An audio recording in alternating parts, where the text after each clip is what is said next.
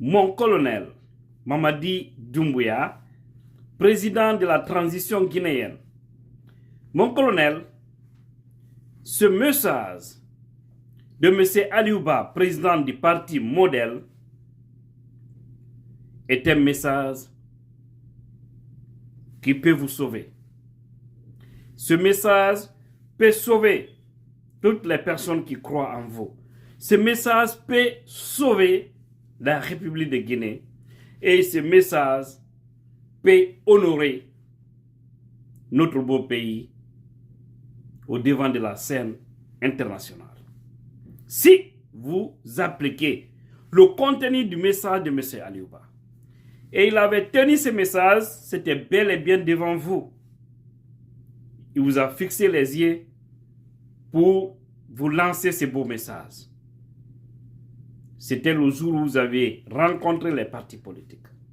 Mon colonel, wallahi ni kamenabara, ukanyima, ukanyilaginema, wallahi. C'est pourquoi j'ai ramené cette vidéo pour la relancer. Parce que c'est un message, franchement, qui peut nous éviter des problèmes.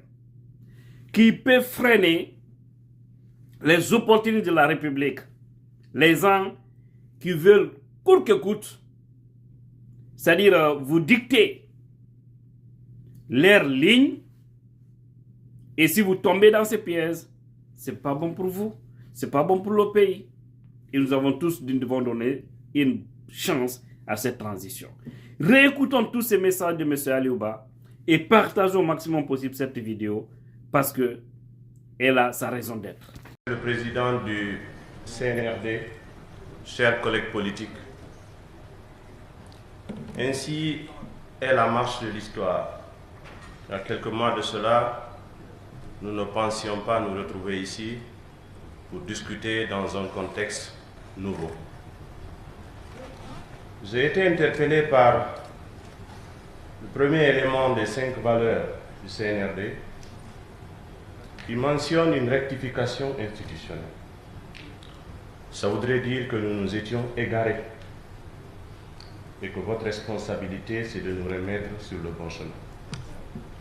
Aucun homme, aucun régime ne peut avoir la prétention de tout régler.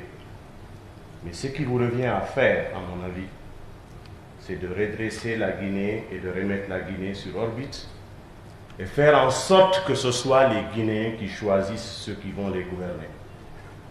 Aussi longtemps qu'on va manipuler des élections, on aura des personnes qui ne se sentiront pas redevables vis-à-vis des populations. Ce sont plutôt des personnes qui seront redevables auprès des lobbies et des réseaux qui les ont portés au pouvoir. Ce régime que vous venez de faire tomber en est une illustration. Nous avons des enseignements de l'histoire. Vous n'avez pas besoin d'aller chercher dans les livres à Harvard, à la Sorbonne, ailleurs. Si notre passé ne nous enseigne pas, nous risquons encore de dévier. Et ce peuple à qui vous parlez aujourd'hui, il est debout. Il vous attend. Faites attention aux langues mielleuses.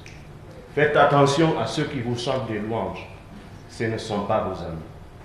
Le président déchu, aujourd'hui là où il est, je pense qu'il est en mesure de savoir qui était son ami et qui ne l'était pas. Nous avons été combattus. Notre pays nous appartient à tous. Vous de l'armée, nous de la vie civile, nous sommes obligés de nous mettre ensemble pour le bâtir. Nous avons assez qu'on nous dise ailleurs que les Guinéens constituent la plus grande horde de réfugiés politiques. Ça ne nous honore pas. Notre pays a assez de ressources pour que ses enfants ne meurent pas dans le désert, qu'ils ne meurent pas dans la Méditerranée. Ce n'est pas du tout notre fierté. Nous avons subi, mais nous sommes restés. Pourquoi? Parce que nous sommes attachés à ce pays-là. C'est cet héritage que nous devons laisser à nos enfants, à nos petits-enfants. Encore une fois, il y a quelque chose qui m'a marqué le 5. Si l'armée avait fait irruption sur la scène politique entre 2010 et 2020, on aurait pensé que l'armée a interrompu un processus